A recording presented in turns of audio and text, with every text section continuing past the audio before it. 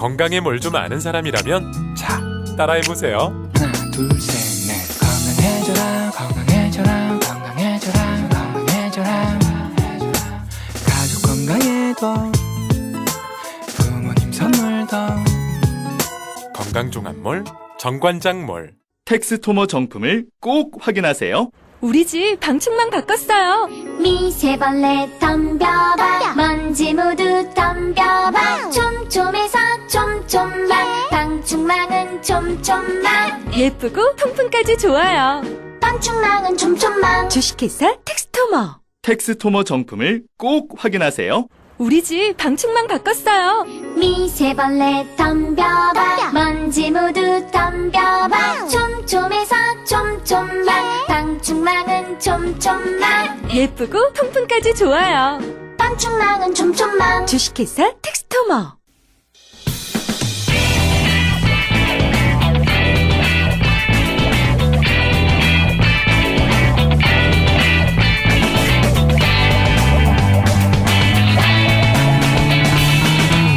김어준의 뉴스공장. 자, 2부에서 저희가 소개하다가 시간이 부족해서 다시 3부에 연이어 모셨습니다. 킥스타트라고 하는 스타트업 플랫폼이죠. 을 통해서 100만 불을 모아서 태양광을 일상 속에서도 활용할 수 있는 솔라페이퍼라는 제품을 만드신 요크 회사 이름입니다. 요크의 장성은 대표 스튜디오에 2부에 이어서 나오고 계십니다. 킥스타트 잠깐 설명해 주세요. 네. 킥스타터는 이제 그 크라우드 펀딩 플랫폼인데요. 어떤 개인이나 뭐 기업이 어떤 아이디어가 있었을 때 큰 기업이 아니면 그걸 바로 제품화하기가 굉장히 어렵거든요. 그렇죠. 연구개발비도 없고. 그렇죠. 그렇기 때문에 그 아이디어를 대중에게 선보이는 겁니다. 그랬었을 때 대중이 보고서 저거는 굉장히 좋은 아이디어고 정말 실현화됐으면 좋겠다라고 생각한다면 물품이 만들어지기 전에 미리 돈을 내는 거죠. 지불을 해서. 그렇죠. 대신 아주 싼 가격에 받는 거죠. 그렇죠. 네. 그러니까 입도 선매를 하는 겁니다. 네. 근데 입도 선매의 가격 속에 그 물건이 아예 존재하지 않는 상태에서 완성품으로 만들어질 때까지의 개발비, 포장비 뭐 이렇게 다 들어가서 그 돈으로 예를 들어서 시중에서는 100원 할 것을 50원만 내고 그 50원으로 그 아이디어를 낸 사람은 물건을 개발해서 결국 그 사람한테 50원을 주고. 그렇죠. 일반한테는 나중에 100원에 팔겠죠. 그렇죠. 예. 그런 곳에서 아이디어를 올려서 100만 불을 펀딩했어요. 저도 킥스타트 가끔 들어가 보는데 재밌는 제품들이 많아서. 네. 물론 상업화에 성공하지 못한 케이스도 많죠. 많죠. 예. 근데 100만 불이면 굉장히 큰 펀딩이거든요, 이거. 네. 그죠? 그렇습니다. 킥스타트 사상 아주 탑에 들어가는 그렇죠. 네. 액수죠. 그러니까 외국에서 킥스타트가 미국 기업이니까 킥스타트 물론 미국 사람들만 쓰지 않습니다. 전 세계 사람들이 쓰는데 해외에서는 이게 화제를 모았다는 얘기죠. 그죠? 그렇죠. 이 제품을 만들고 혹시 뭐 외신과 인터뷰를 하거나 소개되거나 많이 했어요? 네네. 뭐 CNBC 같은 데서는 생방송으로 또 저희 제품 소개하기도 했고요. 그 외에도 뭐 BBC 클릭이라든지 굉장히 많은 해외 그 외신에서 보도된 바 있습니다. 국내 라디오는 처음 나오죠? 처음입니다. 예. 왜냐하면 시작할 때 말씀하셨지만 우리나라에서 태양광이라고 하면 가장 작은 게 지붕 위에 설치하는 네. 대따 큰 태양광 네. 가정용 전기를 대체한다든가 아니면 재생에너지로 발전소로 대체할 수 있는 모델 이런 것만 생각하지 그렇죠. 내 손바닥에 들어오는 제품을 생각하지는 않거든요. 네. 근데 외국에서도 이렇게 손바닥에 들어오는 얇은 제품이 없었나 봐요. 화제가 됐던 게. 네, 그런 건 없고 주로 이제 아웃도어 쪽에 네. 그런 쪽에 타겟을 많이 맞춰서 굉장히 좀 투박하고 좀 크고 그래서 일상생활에서는 아무리 내가 친환경자라고 하더라도 갖고 다니기 조금 어려운 네. 여러 가지 의미에서 좀 어려운 그런 제품들이었기 이게 때문에 무게가 어떻게 되죠? 그 패널 지금 들고 계시는 거 하나가 한 65g 정도 됩니다. 65g 아시겠죠? 엄청나게 얇아요. 얇고 이 제품의 특징은 손바닥 하나에 들어오는 이 패널을 서로 자석으로 딱딱딱 붙여서 모자라면 더 넓게 할 수 있어요. 그렇죠. 이게 기본으로 들어있는 두 개로는 예를 들어서 휴대폰 충전이 얼마 만에 되는 겁니까? 맑은 날에는 저희가 그 집에서 충전할 때 2시간 정도 걸리거든요. 콘센트 꽂아서. 그리고 똑같은 5W입니다. 아. 맑은 날이면 2시간이면 충전할 수 있다라는 말. 폰 하나를 그렇죠. 물론 날이 밝아야 됩니다. 비용은 안 되는데 재생에너지라는 게 그런 거죠. 그쵸. 기본적으로. 그래서 실제로는 흔히 말하는 아웃도어, 전기 콘센트가 없는 곳에 갈 때 혹은 나는 태양광으로 전기를 쓰지 않고 태양광으로 내 전자제품들을 충전하겠다 하는 사람들이 많이 사는 거거든요. 그쵸. 해외에서는 그래서 꽤 반응이 있다. 네, 그렇죠. 국내에서는 아직 많지는 않고 조금. 많지는 않다. 이 솔라 페이퍼라고 불리는 제품. 네. 솔라는 아시다시피 태양광 페이퍼 종이 그만큼 얇다는 겁니다. 솔라 페이퍼라는 제품을 결국 왜 어떤 정신으로 만드는지 마지막으로 소개해 주시고 네. 인사를 하시죠. 네. 저희는 이제 이 태양광 에너지라고 하면 보통 사람들이 그냥 아까 말씀하셨던 것처럼 미래 에너지, 지붕에 올리는 에너지 뭐 이런 쪽으로 나중에 될 일. 예. 네, 그렇죠. 근데 당장 내가 쓸 거는 아닌 거 이런 식으로 생각하는 게 되게 많았거든요. 근데 저희는 그런 거를 태양광 에너지를 일상생활에서 누구나 쉽게, 왜냐하면 태양 에너지라는 거는 지구 어디에나 다 있는 그런 공짜 에너지잖아요. 그런 것을 누구나 쉽게 쓸 수 있고 무공해고 그렇게 쓸 수 있게 만들기 위해서 이 제품을 만들게 되었습니다. 그러니까 이런 제품이 상징적으로 굉장히 중요한 것 같아요. 일상 중에 쉽게 가방에 넣어서 들고 다닐 수 있는 태양광 제품을 봐야 이게 내 생활 속에 충분히 들어올 수 있는 거구나. 네. 아마 그 전에 뭐 이렇게 캠핑용 보셨던 분들은 나는 아웃도어에서 생활 안 하니까 상관없다고 생각하셨었을 분들도 아마 솔라페이퍼 보시면 내가 갖고 다닐 수도 있겠다. 도시에서도 이렇게 생각이 드실 것 같습니다. 오늘 말씀 여기까지 듣겠고요. 네. 대박이 나신 다음에 한 번 더 모셔보겠습니다. 알겠습니다. 굉장히 감사합니다. 인상적인 제품이었습니다. 지금까지 장성은 요크 대표였습니다. 감사합니다. 감사합니다.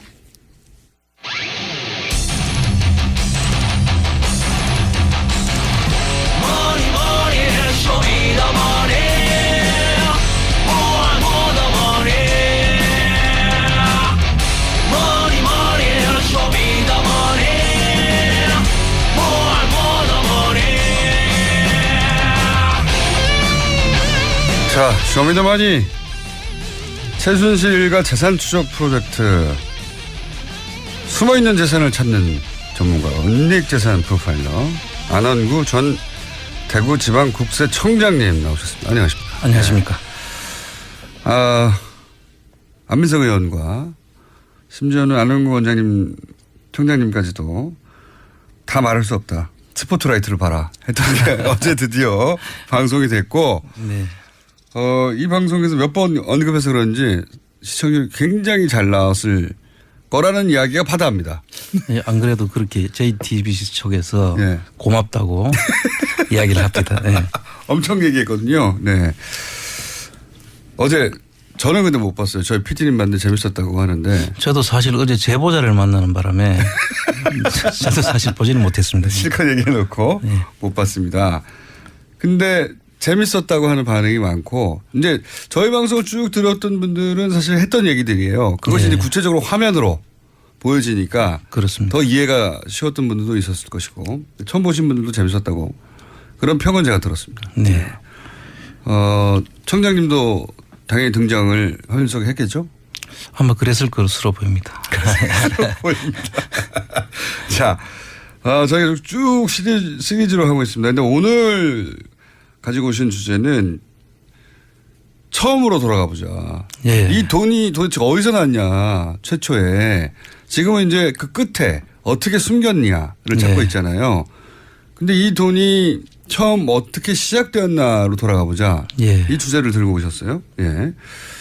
자, 최태민 씨가 박근혜 전 대통령을 만나기 전에는 아주 가난했다, 찢어지게. 이런 그렇습니다. 이야기는 뭐 의붓아들 조순재 씨로부터도 나왔고, 여러 차례 여러 사람을 통해서 나왔던 얘기예요. 그러니까 돈이 하나도 없다가, 끼니를 걱정했다라고 했으니까요. 그렇죠. 근데 갑자기 이렇게 어마어마한 부자가 됐어요. 무슨 재벌도 아닌데. 그 최태민 씨가 은평구 쪽에 살 때 그렇게 찢어지게 가난하게 살다가 박근혜 씨를 만나서 고국 선교단을 조직을 하게 되죠. 그게 출발입니다. 예. 그렇죠. 그 선교단을 조직하면서 갑자기 돈을 모으기 시작했고 예. 그 돈들이 이제 계속 뒤로 이제 연결이 되는 자금들인데요. 첫 종잣돈은 그러니까 구국 선교 봉사단 선교단을 하면서 그때 이제 뭐 그런 얘기가 많이 있었어요. 기업으로부터 돈을 쥐어짰다 뭐 이런 얘기가 많이 있었습니다. 그때 뭐 대기업들한테 찬조금을 받기도 하고 네. 또 그 구국 봉사단이 구국 선교단으로 처음에 시작됐다가 구국 봉사단으로 갔다가 새마음 봉사단으로 바뀌는 네. 과정인데 그 당시에 그 구국 선교단에 그 가입되면 한 70만 명이 회원이 된다고 그래요. 예. 그 70만 명의 회원들이 그 재벌들을 통해 가지고 그다음에 찬조금을 받고 예. 월 운영비도 거기서 예. 상당히 받았다는 70만 명을 운영할 정도였고. 예, 그렇죠. 그리고 박근혜 대통령의 딸 영애가 총재였기 때문에 그렇습니다. 예. 이것은 박근혜 대통령의 관련성뿐만 아니라 박정희 대통령의 뜻이구나라고 기업들이 받아들였겠죠. 당연하죠. 그 당시에 명예총재로 추대를 해놓고 그 최태민 씨가 그것을 이용해서 아마 기업들로부터 돈을 받은 것으로 보입니다. 그래서 어마어마한 돈을 받았다. 그게 이제 첫 번째 축제였을 것이고 그다음에 그 다음에는 이제 박정희 그 대통령 서거 이후가 되는데요. 그때 갑자기 돈이 들어왔다고 그랬어요. 조순재 씨가. 그렇습니다. 그때가 이제 박정희 비자금으로 우리가 이제 통칭하면 이제 프레이저 보고서에 나와 있는 이야기하고 그다음에 청와대에 있던 지금 금고 2개. 가 사라졌다고 했죠. 예. 그 금고 2개 중에 하나는 9억. 예. 하나는 나중에 그 안병호 장군으로부터 나오는 뭐 1톤 트럭 반을 이제 박근혜로부터 받아왔다는 그 비자금이죠. 그 2개가 거기는 얼마가 들었는지 나오지가 않습니다. 그 당시에 이제 지금 박근혜 씨로부터 안병호 장군이 설득을 해서 받아온 자금이 1톤 트럭 반이라고 했으니까. 그렇게만 나왔지. 그 안에 금액의 구체적인 금액은 나오지 않았습니다. 1톤 트럭 반 안에 돌만 들었을 수도 있지 않습니까? 그렇죠. 그 금고가 아마 최태민 씨 집 구석에 방을 만들어서 거대한 금고가 있었다고 하는 최태민 씨 아들의 그렇죠. 증언하고 연결된 그 금고가 아닐까 추정이. 그걸로 바로 연결되는 거라고 봐야죠. 그 안에 뭐 금괴도 있었다고 하고. 뭐 CD도 있었다고 하고 채권도 있었다고 하고 그러죠. 예. 그 안에 들어있는 게 조단이었다라고 이제. 그 당시에 최태민 씨 그 자제분이 이야기는 최재석 씨라는 분인데요. 그분 이야기로는 한 3, 4천억 정도 그 당시에 자기가 볼 때는 한 3, 4천억 정도 된다고 그렇게 얘기를 한 적이 있죠. 자신의 추정이었고요. 예, 그렇습니다. 근데 이제 그때 그것이 부동산화 한 것도 이미 있었기 때문에. 그렇죠. 예, 그 당시 이미 조단이 정도 됐을 거라고. 금고 안에는 3, 4천억 뭐 부동산 다 합치면 조단이 아닐까 뭐 이런 이야기를 하긴 했었습니다. 네. 확인한 사람이 없는 거죠, 지금. 그렇습니다. 네. 그분들 이야기인데요. 뭐 정황적으로 보면 충분히 있었음직한 이야기들이죠. 최재석 씨도 금고 얘기를 했지만 그다음 조순재 씨 의부다들이죠. 그렇죠. 예. 조순재 씨 이제 유경재단 정수장 경남대학 쭉 역할을 했던 재산 관리를 했던 조순재 의부다들 조순재 씨 또 박정희 대통령이 사망하고 나자 어마어마한 돈이 들어왔다. 예. 그렇게 표현을 했었습니다. 그렇습니다. 예.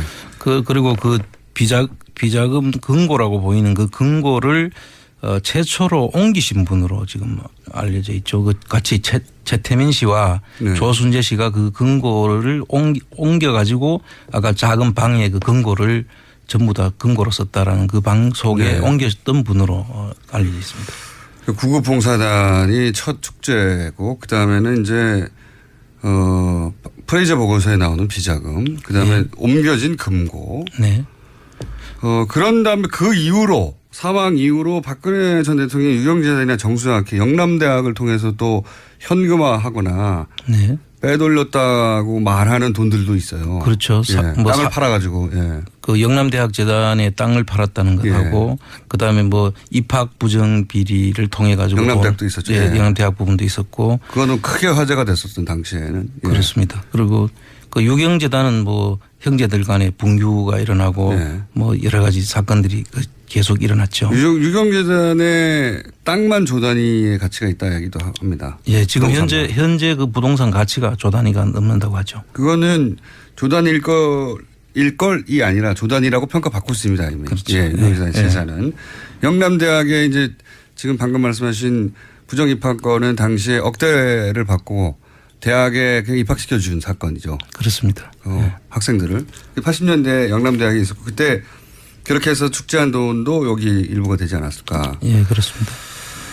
그리고 또 있습니까? 이 종잣돈에. 이 자금 외에도 이제 그 월남 파병 용사들에 대한 그 전투수당 예. 또 유족 그 위로금 뭐 등등에 대한 부분에 대해서도 한 90%를 이제 그 띄놓고 10%만 지급했다는 지금 이야기가 있죠. 그거는 어디서 나오는 이야기입니까? 그게 이제 이세호 장군이라고 그 당시에 네.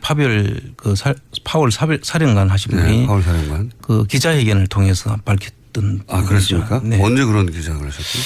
그 당시가 연도수는 제가 기억을 못 하겠는데요. 아마 네. 그 기자회견을 하고 그 지금 현재 그 파병이 됐던 그 지금 아직 그분들이 살아 계시거든요. 예. 그분들의 진술도 지금 많이 나오고 있죠.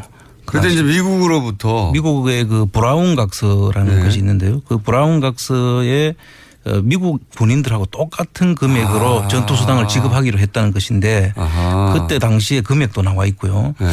그 월 500불이라는 걸로 당시 기준으로. 500불인 건데 실제로 우리 군인들이 받았던 것은 50불 수준이었다 그런 이야기입니다. 그럼 450불이 어디로 갔냐. 다 그렇습니다. 군인 주라고 준 건데. 라고 당시 파월 사령관이 이 돈 어디 갔냐고 기자회견을 했었다고요. 그렇습니다. 그분 어떻게 됐습니까 나중에. 지금도 아직도 계시는 걸로 알고 있습니다. 지금. 한번 만나보실 필요가 있을 것 같은데요. 그렇죠. 프로파일러시니까. 그 이야기는 저도 얼핏 들었지만 이렇게 구체적으로는 처음 들었어요. 파월 사령관이 그런 얘기를 한 적이 있군요. 그 돈도 어딘가에 쓰였겠죠. 예. 어딘가에 모여있거나. 그렇습니다. 그래서 지금도 그분들 파월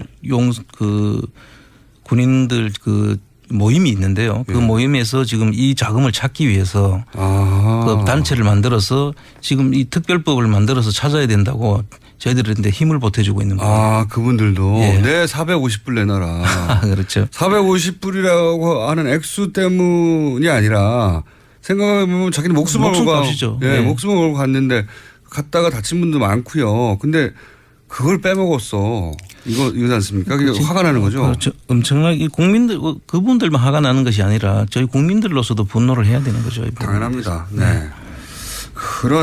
이분들도 지금 그런 특별법이 만들어지면 이 450불에 지금 그 흔적을 찾아가지고 그 지금 돈은 지금 남아 있을지 아니면 없어졌을지는 모르겠으나 그건 상관없이 찾아야 어쨌든 그 사실에 대해서는 확인을 해야 되겠다는 것이 그분들의 입장이죠. 확인하고 싶으시겠죠. 자, 요게 이제 종잣돈의 그 구분 이런 돈이 아니었을까라고 추정하는데 오늘은 이 중에서 구국 봉사단을 좀 자세히 들어보겠다. 예. 예. 그거죠? 예. 네, 그렇습니다. 자세히 들어가 보죠. 예. 구국 봉사단 재산이 어떻게 된 겁니까? 좀 구체적으로 말씀해 주시면. 구국 봉사단은 75년인가 시작됐죠? 네, 그렇습니다. 구국 봉사단이 이제 처음에 최태민 씨가 75년도에 대한구국 선교단으로 출발을 합니다. 그리고 명예 총재로 당시에 그 영예였던 박근혜 씨를 영예 총재로 추대를 하고요. 네네. 그다음에 그 구국 선교단, 구국 공사단을 거쳐 가지고 예. 새마음 봉사단으로 이제 이 공조직이 되는 시점으로 그렇죠. 보입니다. 네. 구국 새마음 봉사단. 대통령이 빼게 되는 조직인 거죠. 그렇죠. 네. 그래서 그 속에 보면은 그 전번에 그 청문회 전국에서 이야기됐던 그 우병우 수석의 그 장모 네. 김강자 씨라는 분이 있지 네. 않습니까? 그분이 여기에 사진으로 전에 한번 그렇죠. 등장을 했죠. 그래서 인연이 이게 한두 해 인연이 아니다. 그렇습니다. 예. 그리고 그런 얘기가 나왔었죠. 또 최순실 씨도 이 대학생 봉사단에 또 단원으로 가입이 돼 있죠. 그리고 우병우 전 민주수석의 장인이 또 최태민 씨하고 친분이 상당히 아삼육이라고 흔히 그렇게 말하는 알려져 있죠. 예. 그런 관계였다. 그래서 매일 사무실에 놀러 왔다는 진술도 그때 나왔었습니다. 그렇습니다. 예. 어마어마하게 오래 올라가는 인연인데 우병우 민정수석은 나는 모른다 최순실 모른다고 하는 거죠. 예. 모른다고 나는 절대. 예. 그렇게 알고 싶지 않았던 거 아닐까요? 알았는데 몰랐다고 해야 되는 상황이겠죠. 그렇게 네. 봐야겠죠. 그러면은 구국봉사단은 당시에 돈을 어떻게 모았습니까? 그 당시에 이제 기록들을 보면요. 그 김정념 씨라고 그 당시 최장수 그 비서실장을 하신 분이 대통령 비서실장. 박정희 대통령의 정권에서 비서실장. 대통령의 비서실장을 했던 분인데 이분이 낸 회고록에 보면은 그 기부금을 낸 업체들에 대해서는 특혜를 이제 부여하고 민원을 해결해 주는데 똑같네요 지금. 그렇습니다. 똑같죠. K 미르 재단하고 똑같네요. 그렇습니다. 돈 내라 그러면 특혜 줄게 이거. 그 박근혜 씨가 그 당시에 그 김정남 씨한테 부탁을 했다는 것이고 그걸 자기가 그 박 대통령한테 이야기를 했더니 그 문제가 있다고 해가지고 못하게 했다 뭐 그런 회고록이 지금 나와 있고요. 그다음에 그 실제로 그 지금 K 미르처럼 똑같이 이제 어떤 민원을 해결해 주는 조건에 그 자금을 찬조를 받고 운영비도 받고 뭐 이렇게 하는 그런 구성을 가지고 있습니다. 그때 그러니까 최순실 씨는 아버지가 했던 대로 한 거예요. 그렇습니다. 아버지의 성공 모델을 그대로 아버지의 비즈니스 모델이죠. 네. 그 당시에는 그 특별히 그 자기 창의적인 그런 방법은 생각을 못했던 것 같고 아버지가 창안한 아버지의 방법을 그대로 답습을 했는데 아버지가 박정희 대통령과 했던 방식을 딸이 박근혜 대통령과 한 거죠. 그렇습니다.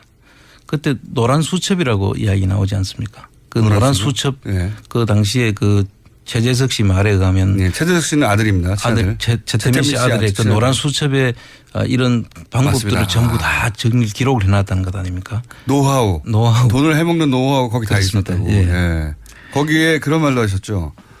거기에 노하우 재벌로부터 돈을 뜯어내는 방법도 다 있었지만 그 돈을 어떻게 숨기느냐는 방법. 자금 세탁하는 방법까지 상세하게 적혀 있었다고 하고. 그래서 개인이 돈을 들고 가봐야 얼마 되겠냐 그거.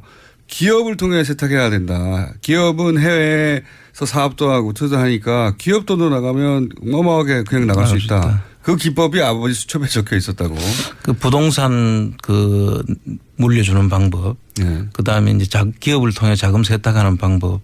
뭐 등등 해서 여러 가지 다양한 수법들을 아마 전수를 했던 것이. 보물수첩이죠. 보물수첩. 봐야 됩니다. 예. 그 보물수첩이 어디 갔는지 최태민 씨, 최재석 씨가 최태민 씨 아들이 찾고 싶었으나 없었다. 네. 네, 없었고 아마도 그걸 보고 최순실 씨가 지금 이런 사업들 그러니까 뭐 돈을 해외로 빼돌린다든가 네. 아니면 K 미르 재단 만든다든가 하는 것들을 다 구상한 게 아닐까 뭐 이렇게 추정을 했었죠 그때. 예. 그렇게 봐야죠. 개연성이 굉장히 높습니다. 네. 네. 그리고 그렇게 모은 돈은 누가 관리했습니까 그러면? 그 모은 돈을 이제 최태민 씨가 처음에 관리를 하다가 예. 그 최태민 씨 사망 이후에는 임선희 씨한테 잠깐 그 갔다가 부인 예. 최순실 씨 모친 부인으로 갔다가 그 딸 최순실 씨로 지금 내려오는 과정이고 지금 이제 다시 그게 정유라까지 가지 3대, 않았나. 예, 3대째로 가지 않았나. 지금 그렇게 보이고 있습니다. 조순재 씨가 그런 말도 했어요. 돈 천지였다고. 예. 돈이 너무 많이 들어와가지고. 그 하여튼 뭐 박근혜를 그 명예총재로 앉혀놓고는 돈 천지였다 이런 녹취록이 있죠. 그러면서 그런 말도 했습니다.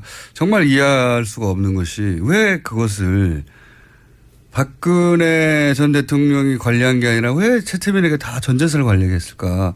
그 대목을 이해할 수 없다고 그 녹취록이 남아있거든요. 그 당시에 사실 박근혜 씨는 그 사회활동도 해본 적이 없고 네. 그 돈을 관리할 만한 그런 그 경험이 없었죠. 뭐 그렇다 하더라도 조순재 씨는 그 대목 이상 이해할 수 없다고 뭐 하여튼 뭐 두 사람 뭐 특별한 관계나 뭐 그런 것도 작용했을 수가 대단한 있고요. 신뢰 관계가 아니었겠는가 뭐 이런 주장을. 신뢰 관계보다 더 넘어서는 선으로 갔을 수도 네, 있죠. 이 관계가 아주 탄탄한. 네. 그 뭐 이해할 수 없다고 남기긴 했습니다. 녹취록이 생각나서 말씀드렸고 이제 그 중에서 좀 구체적인 사례는 없습니까? 예를 들어서 이걸 봐라 이런 식으로 한 것이다. 그렇습니다. 그 구국 선교단 그 당시에 그 안양에 있는 그 석수동 땅이 있습니다. 구국 선교단 소속 소유의. 아니 그 당시에는 그 경기도 소유였죠. 예. 경기도의 그 종축장 토지였는데 예. 그 토지가 한 7만 평이 이르는데요. 네. 그 7만 평을 구국 선교단이 네. 사서 사서 신모 씨라는 분한테 이제 그거를 넘겨주는데요. 예. 넘겨주고 봉사단이 일단 사가지고 예. 안양시로부터 예, 시로부터 사가지고 경기도로부터 사서 예. 그거를 다시 신모시한테 매각을 하고 예. 그 신모시는 1628명에 해당되는 그 당시에 그 사람들한테 여기에 청계천 공구상가가 들어올 거니까 네. 사라고 해서 그 1628명이 그걸 샀습니다. 그런데 이 사는 과정이 아주 수상하죠. 기획부동산의 전형적인 모델인데. 그때부터 벌써 기획부동산의 형태였는데 사실 이 신모 씨가 구국봉사단으로부터 등기가 넘어오기 전에 네. 신모 씨 거 소유가 아닌 시점에 이걸 계약을 합니다. 1628명하고. 완전 기획부동산인데요. 차이가 있다면. 기획부동산도 거기다 구국봉사단을 끼워서 네. 자기 소유도 아닌 상태에서 이미 소유가 될 걸 알았던 알고 거죠. 네. 그거를 전부 다 1628명의 그 지금 현 소유주들한테 팝니다. 그런데 이게 지금까지 묶여 있어 가지고 지금 그 전혀 재산권 행사를 할 수 없는 상태죠. 1680명이 1628명이나 되는 분이 여기에 지금 아직도 재산권 행사를 못 하고 있는 그런. 이분들은 말하자면 속은 거네요. 그렇습니다. 당한 거네요. 당한 거죠. 지금 네. 일종의 이제 토지 사기죠. 그런데 그 이후에 그 돈을 이 1628명. 시간이 다 돼버렸습니다. 아, 그렇습니까? 하이라이트인데. 하이라이트 들어가기 시작했는데 그 구체적 사례가 이거 말고 더 많이 있네요. 쭉 보니까. 예, 그렇습니다. 근데 이 부분은 꼭 한번 다시 이야기를 해야 될 것 같습니다. 당연히 다음 시간에 할 거고요. 번개 한번 때려 끝내야 될 것 같습니다. 오늘은 여기까지. 시간이 너무 짧았습니다. 오늘 앞에 솔라페이퍼 때문에 약간 시간이 줄어들었는데 다음 주에 제가 만회 시간을 드리겠습니다. 아주 재밌었고요. 요거 자세한 내역들 다음 주에 이어집니다. 안원구 전 대구지방국세청장님이었습니다. 감사합니다. 예, 감사합니다. 오빠, 우리 어디 가는 거야? 정수 가지. 와, 우리 말 타러 가는 거야? 그렇게 좋아? 고민하지 말고 장수로 오세요. 온 가족이 즐기는 승마 체험과 국내 최대 규모의 말 역사 체험관 등 장수에는 정말 볼 것, 누릴 것들이 넘쳐난답니다. 말의 심장 소리를 직접 느껴보는 장수에서의 하룬 여행. 장수는 항상 가까이 있습니다. 주말 여행은 장수로. 승마 체험 예약은 063-350-5486. 또 떨어졌어. 너 또 입사 시험 봤어? 아니, 차량용 핸드폰 거치대 말이야. 여러 개 사봤는데 실패의 연속이야. 떨어지고 시야 가리고 운전석에서도 멀고 뭐 좋은 거 없을까? 싼 것만 찾으니까 그렇지. 제대로 된 거 하나 사서 편리하게 쓰는 게 더 낫지. 그런 게 있어? 그럼 있지. 1, 2, 3 할 때 2. 힘 세다 할 때 힘. 2 힘. 2 힘? 2배로 힘이 세다는 건가? 네이버 검색창에 2 힘을 검색해보세요.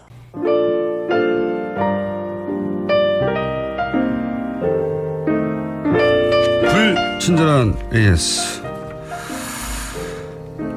요크 장성윤 대표 목소리는 송채경화 기자로 착각했네요. 그런가요? 예, 그런 문자가 껴왔습니다. 예산휴게소에 큰일을 보려고 들렸는데 스피커로 뉴스공장에 쩌렁쩌렁 들리네요. 예산휴게소 누가 드시는지 모르겠는데 앞으로 계속 틀어주세요. 공장장님 발음 세지 마세요. 그 뒷말이 웃깁니다. 너무 섹시하잖아요. 주말 특근, 저희가 주말에도 한 주간에 방송 중에 핫한 부분을 골라서 주말 특근 저희 게스트들이 진행하는데 최근 라디오 청취율 조사에서 동시간대 압도적 1위를 했다고 합니다. 네. 뉴스공장 청취율 2자리 만들기 프로젝트 가동 중입니다. 온 집안의 라디오를 다 틀고 있어요. 한 사람은 한 번밖에 안 돼요. 여기까지 하겠습니다.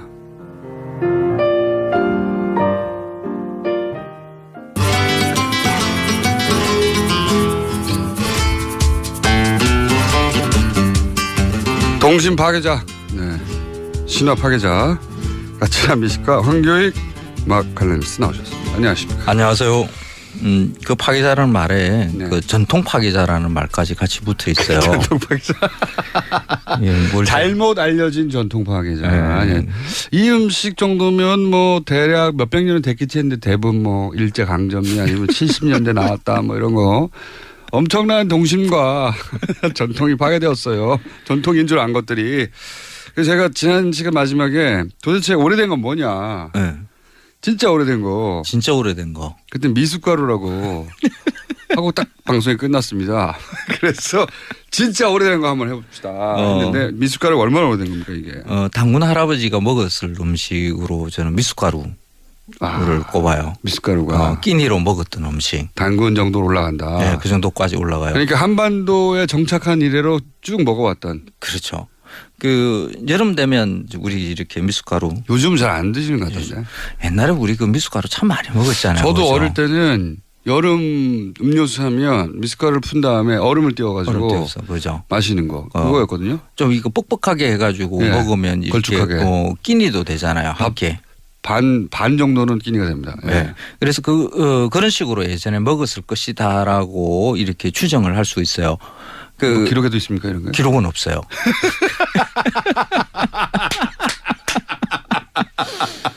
반전. 이게 음식과 관련되는 이런 옛날 고대의 어떤 음식을 먹었을 것이다라는 것은 거의 추정을 할 수밖에 없는 거거든요. 뭐 문헌이 존재하는 것도 아니고. 너무 오래됐으니까. 음식물은 그냥 썩어버리니까. 그래도 거슬러 올라가서 이 정도에는 문헌에 있다 뭐 이런 그런 거는 사실 존재 거의 안 해요. 그러니까 우리나라의 오래된 그 삼국유사 뭐 그 기록에 보면 그 타래와 노래가 둘이가 서로 왕의 자리를 양보를 하면서 옛날에는 그랬대요. 왕자리 서로 안 하겠다고 이렇게 양보하는 그런 사람 그런 왕조도 드물게 있긴 했나 보죠. 예, 있어요. 대부분은 서로 죽이고 차지하는데. 그래서 양보하면서 이렇게 떡을 입에 물고 이렇게 이빨의 술을 이렇게 물어서 이렇게 세어보는 요 장면이 요 삼국유사에 등장해요.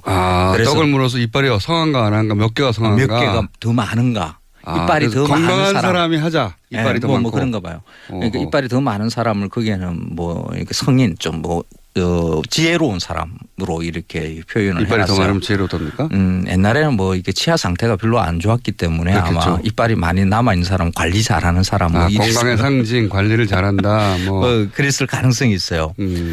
그래서 떡은 옛날 고대부터 먹었던 음식으로 대충 이렇게 했는데 그 이전에 보면. 서양에서는 보통 그 오트밀을 가장 고대부터 먹었던 요즘은 다이어트 음식으로 먹고 있습니다만 최초의 곡물 음식으로 여겨요. 그러니까 제가 최초의 음식, 곡물 음식 이렇게 이야기를 하는 이유는 그 예전에 인간은 뭐 수백만 년 동안 살았잖아요. 수렵과 채집으로 살아. 그 시대에는 뭐 야생 동물들, 야생의 과일들 뭐 이런 거, 야생의 뿌리들 이렇게 먹고 산 거죠. 그거는 이제 문명 인간의 것이 아니니까 뭐 이렇게 최초 이렇게 붙이기는 애매해요. 근데 농경 생활을 시작하고 나서. 그렇죠. 그러니까 문명을 만들고 난 다음에 먹었던 최초의 음식 이런 것은 추론하는 것은 굉장히 재미있는 일이거든요. 그때 처음으로 재배했던 곡물 중에 하나가 거기서 나왔을 법한 게 미숫가루라는 거죠. 그러면. 그렇죠. 그러니까 서양에서는 보통 이제 귀리가 최초의 작물이고 그것을 가지고 가장 쉽게 해 먹을 수 있는 게 가루 내서 그냥 끓이는 거거든요. 그래서 그냥 귀리죽이죠. 그게 최초의 음식 이렇게 보통 인식을 해요. 그러면 우리나라의 이 한반도에서도 우리 조상들이 먹었을 그 최초의 신석기 혁명 이후에 그러니까 문명을 만들고 난 다음에 해서 먹었을 음식. 정착하고 농경을 하면서 그러면 우리도 죽이었을까? 우리도 역시 곡물을 빻아서 먹지 않았겠는가. 그런데 그거보다 조금 더 생각을 이렇게 좀 넓혀 볼 수 있는 게 예전에 우리의 곡물을 생산했던 지역에서 발견되는 것 중에 뭐 탄화미라는 게 있어요. 탄화미. 타서 오래된 그냥 흔적으로 남아 있는 것을 그러니까 한 8,000년 전의 것들 뭐 김포나 뭐 충북 뭐 어디 뭐 이런 데서 가끔씩 이렇게 탄화미가 발견돼요. 탄 거죠. 그러니까 탄화되어 있으니까 썩지 않고 지금까지 이제 땅 속에서 있는 것을 이렇게 발견해요. 볏잎이 탄 게 나온 겁니까? 그렇죠. 쌀알이. 쌀알이. 탄 것이 쌀만 있는 게 아니라 가끔씩 뭐 여러 곡식들이 그런 식으로 이렇게 발견이 돼요. 그런데 그게 뭐 한두 개 이렇게 발견이 되는 게 아니라 무더기로 나와요. 이게 뭘까? 그게 불이 나서 그런 게 식량 창고 같았다? 제가 추론은 좀 다르게 좀 할 수 있겠다는 생각이 들었어요. 쌀이나 뭐 보리나 우리가 최초로 우리 땅에서 생산됐던 곡물들 이런 것의 그 껍데기를 벗기는 방법이 뭐 요즘에는 뭐 정미소 가면 다라라 기계로 다 벗기지만 그렇죠. 그러니까 그 껍질은 말랐을 테니까 그걸 태우면 안에서 알갱이가 나오니 그렇지. 태워서 맞아. 껍데기를 제거했을 것이다. 우리 보리 서리 한다 그러죠. 보리 이렇게. 그러면 태웠으면 딱딱해졌을 테니까 그 다음에 빻았을 것이다. 금방이. 네. 제가 정말 머리 잘 돌아가네요. 맞습니다. 의외로. 저도 깜짝 놀라요. 하나를 말하면 하나 정도는 팍팍 알아듣거든요. 그러니까 쌀 같은 경우에는 지금 우리가 백미로 이렇게 도정하는 이런 기술은 근대화 초기 그러니까 일제강점기 초기 넘어갈 때 그때 미국의 기계가 들어오면서 우리가 백미라는 걸 먹기 시작했어요. 그러니까 조선시대에 그러면 쌀을 어떻게 도정했는가 사실 기록이 없어요. 그때는 두드려 팼잖아요 보통. 그렇죠. 보통. 그런데 이게 왕결을 벗겨내는 방법이 그렇게 쉽지가 않아요. 그게 맞습니다. 저도 해봤는데요. 어린 시절에 손으로 한다는 이거는 너무 작고 효율도 안 나고 하다가 지치고 불가능한 얘기예요, 사실은. 그렇죠. 그래서 그 조선에서 했던 방법은 가장 일반적이었던 게 이런 방법이었을 거예요. 나락제 이렇게 쪄서 말려서 그렇게 털어내면 흔히 말하는 찐살이라고 이야기하죠. 그런 식으로 이렇게 하면 잘 그 껍데기가 벗겨져요. 그리고 쪘기 때문에 이거는 보관도 오래돼요. 수분만 적절히 조절을 하면 그러면서 떡이 나왔구나. 그렇죠. 오래 둘 수가 있어요. 떡은 나중에 또 다르게 한번 우리 한판 풉시다. 그러면 그 이전에 찌거나 뭐 이렇게 하는 것 탈곡 방법 말고 그 이전에는 가장 쉬운 방법이 불에 거슬려서 손으로 슬슬 비비면 그 껍데기가 벗겨지거든요. 그렇겠네요. 우리 그 보리서리 할 때 그때의 것을 머릿속에 떠올리면 돼요. 그 보리를 그냥 불 위에 이렇게 놓고 이렇게 슬슬 거슬리고 난 다음에 그걸 손으로 그냥 수수수 비비면 그냥 알곡이 그냥 나오거든요. 이 상태에서 알곡을 그냥 먹을 수도 있지만은 딱딱하잖아요. 딱딱하죠. 이것을 모든 농경과 함께 만들어지는 여러 기물들 중에 그 확이라는 게 있어요. 평평한 돌멩이 위에 그냥 둥글둥글하게 생긴 돌멩이 하나, 요 두 개, 판때기 하나와 동그란 돌 하나. 그렇죠. 그거 가지고 그냥 손으로 수수 이렇게 문지르면 그 곡물이 그러니까 신석기 혁명 이후에 모든 농경 지역에서 발견되는 이 기구거든요. 원시적인 절구. 그렇죠. 그거 가지고 불에 거슬린 그 나락을 올려놓고 이렇게 슬슬 문지른 거죠. 그러면 결국 곡물 가루가 되고. 곡물 가루죠. 그게 미숫가루다. 그래서 그걸 그냥 곡물 가루인데 그걸 가지고 물에 타면 이제 우리가 말하는 미수가 되는 거죠. 끓이거나 그래서 먹겠군요. 미수라는 말은 조선에 이제 문헌에 등장하는데 밀수라는 말에서 왔다. 그러니까 꿀물을 탄 물이다. 뭐 이렇게 꿀물을 탄 물이다. 그렇게 이야기를 하는데 그렇게 그 예전부터 그렇게 내려오지 않았을 수도 있어요. 이게 미자와 말자가 서로 이렇게 통하거든요. 가루를 뜻하는. 그래서 가루물이라는 그 말로 이렇게 내려왔을 것이다라고.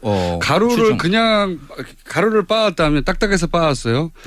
그냥 먹긴 너무 뻑뻑하잖아요. 뻑뻑하죠. 목이 매죠. 그러니까 물을 탔겠죠. 그럴 때 그 미숫가루 이렇게 가루째 이렇게 목에 많이 걸리면서 이렇게 털어놓으면 경험 있는 분들 많을 거예요. 그거는 먹기 불편해요. 그러니까 물을 탔겠네요. 쉽게 먹을 수 있는 방법. 물은 뭐 늘렸으니까. 너무 자연스럽게 물을 탔겠네요. 그렇죠. 뭐 대한민국에는 물 다 좋잖아요. 이게 이제 가루로 냈으니까 보관도 오래됐을 테니까. 그렇죠. 한겨울 지나는 용으로 그걸 했다가 물 끓여서 집어넣어서 식용으로 하고. 이제 그 시대가 그러니까 적어도 한 8,000년 전부터 곡물을 우리가 재배했다는 기록이 그러니까 흔적들이 있으니까 그때부터 먹기 시작해서 적어도 한 수천 년은 그러니까 소치 일상으로 보급되기 이전에 그러니까 밥을 먹기 시작하는 게 고려 중기 정도 이렇게 보거든요. 그 이전에 한 1,000년 정도는 이제 떡의 시대가 있었고 그 떡의 시대 그 이전에 적어도 한 3,000년, 4,000년 정도는 이 미숫가루가 지배했다. 우리 한민족의 주식이었을 것이다. 이 이렇게. 마칼레니스트가 말이죠. 3D 업종입니다 이게. 이거 뭐 좀 말하려고 한 말은 요즘 하도 뭐 아는 사람이 많고 인터넷이 발달했기 때문에 어설프게 말하면 그 짱이거든요. 그런데 이거 있잖아요. 뭐 인터넷 검색 뭐 뒤지고 이렇게 해서 나오는 거 아니에요? 아니잖아요. 없어요. 그러니까 연구를 하셔야 되잖아요. 어디 가서라도 아는 척 할 수 있게. 그러니까 우리는 서양 음식에 대한 역사들을 책으로 공부를 참 많이 해요. 그래서 서양의 최초의 음식이 오트밀이다 이런 것들 그런 것은 이렇게 배워요. 그래서 그걸 머릿속에 관념으로 쥐고 있는 거죠. 인류 최초의 음식이 오트밀인 것처럼 그렇게 머릿속에 넣거든요. 이런 방식은 좋지 않죠. 우리 땅에서도 오래전부터 당연히 사람이 살아왔으니까. 구석기 시대부터 우리는 인간이 살았으니까. 오트밀 이전에 미숫가루가 있었다. 그렇죠. 우리의 삶을 기반으로 음식에 대한 생각들 이런 것이 그게 더 중요하다고 저는 봐요. 그러니까 제 말은 뭐냐면 이 마칼레니스트 살려면 이런 것까지 공부해야 된다는 겁니다. 이게 어디 책에 나온 것도 아니고 막 연구하고 그다음 미숫가루는 언제 어떻게 나왔을까 문헌을 찾아보고 추정하고 고고학자가 할 일인데 그거 한 다음에 어디 가서 물어보면 답해야 하고 왜냐하면 음식에 관한 모든 것을 물어보니까요. 다 알 것처럼. 그렇죠. 고생 많으십니다. 아유, 재밌잖아요.